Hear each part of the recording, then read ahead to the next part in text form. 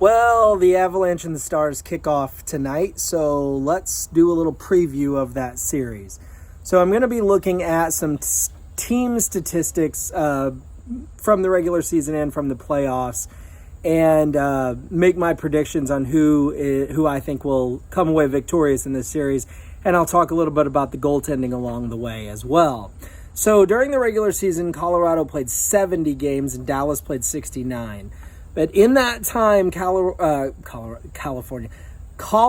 came away with 92 points and Dallas 82. Now, let's just say Dallas wins that one game in hand, so they have 84 points.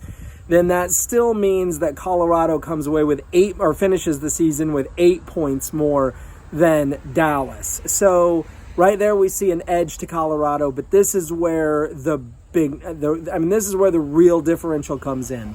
During the regular season, Colorado had a plus 46 goal differential.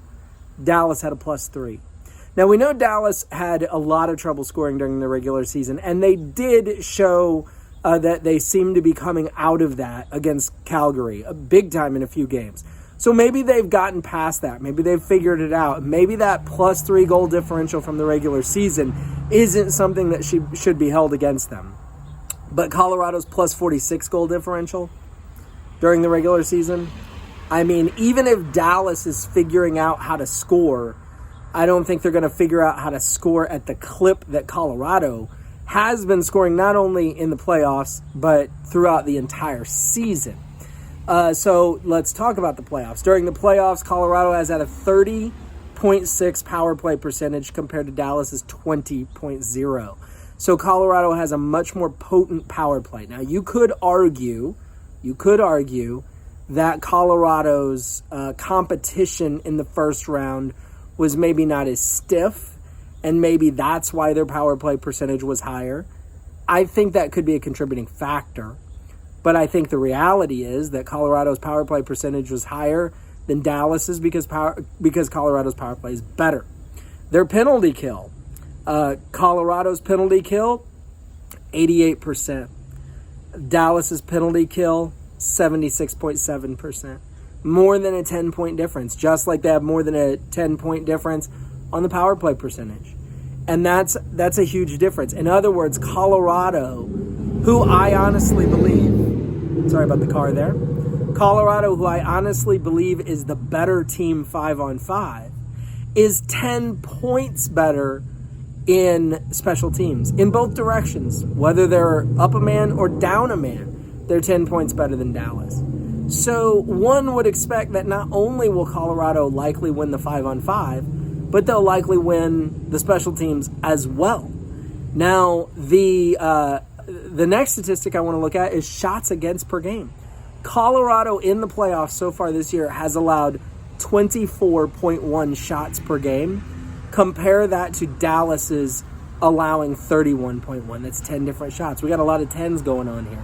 Colorado's 10 points better on the power play. They're 10 points better on the penalty kill, and they're allowing 10 fewer shots per game.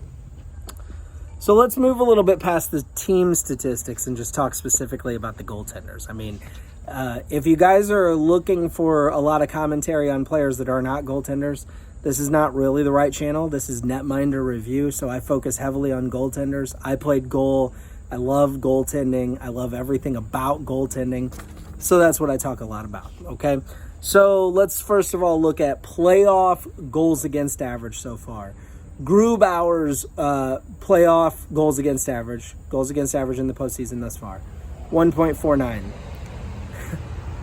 The 10 thing is amazing. Hudobin's, it's not really 10, it's 1. Hudobin is 2.49. So I guess I shouldn't have said the 10 thing is funny. It's more like the even thing is funny. The exact amount higher that Colorado is in everything over Dallas is funny. Hudobin is exactly 1 point higher, 1 entire point higher in goals against average. So in other words, he's allowing an extra goal every 60 minutes over Grubauer. And that's probably who we're going to see the most of, are Hudobin and Grubauer. So Hudobin is effectively allowing in 1 goal more per game. When you look over at Francouz and Bishop, in case we would see them, Francouz's goals against average is 1.02. It's a relatively small sample size, but nonetheless, it's a fantastic goals against average for his sample size, whatever his sample size is. Bishop, 4.04. So now, Bishop has not looked strong in his 2 games that he's gotten in the postseason. So a 4.04 goals against average, and Francouz a 1.02. Now, we're probably not going to see Francouz. We might see Bishop. I don't know if he's fit to play. I don't know if we'll see him at all, and that's going to depend. I'm sure Hudobin's going to start tonight. But let's just look at the main 3 since we might not see Francouz. Again, Grubauer 1.49, Hudobin 2.49, and Bishop 4.04. When you jump over to save percentage, which I think is more of an individual goalie statistic than goals against average is, Francouz has a 958 save percentage, Bishop an 862 save percentage. So those are the 2 goalies I think we're less likely to see. Let's look at the 2 main ones. Grubauer 937 and Hudobin a very respectable 919. So the save percentage difference is not as huge between Grubauer and Hudobin as the goals against average is. But either way, no matter how you slice it, the goaltending numbers in the postseason have been better for Colorado than they have been for Dallas. And the power play has been quite a bit better. The penalty killing has been quite a bit better for Colorado than Dallas. And during the regular season, the goal differential was just ridiculously better. Although, if you look at that Calgary series, Dallas fans, you have a reason to believe that maybe Dallas can score a little bit better than they were during the regular season. But now they're up against what would seem to be tougher goaltending and a team that you're going to have a harder time getting scoring chances against because they're too busy getting scoring chances on you. Remember, they're only allowing 24.1 shots per game. That's very low. It's very, very low. And I don't know how else to say it. I think Dallas is going to be outmatched. Of course, I picked Dallas to lose against Calgary, and I was wrong there. I was wrong on a lot of series, honestly. I only got a couple right. So we'll see what happens. But my pick is I'm going to pick Colorado in 5. I wish it were. I hope it's closer. I hope I'm wrong. I hope it's a closer series than that and a better series than that, but I don't think it will be. I think it will be a 5-game series. I think Colorado will win, and I even think there will be 1 or maybe 2 blowouts in that 5-game series. So we'll see what happens. Thank you for watching. If you found this video to be informational, entertaining, or useful, please give it a little like button there. Click the little like button there. And then do please subscribe. If you have not subscribed yet, I would greatly appreciate that. Thank you so much and have an awesome day. Bye now.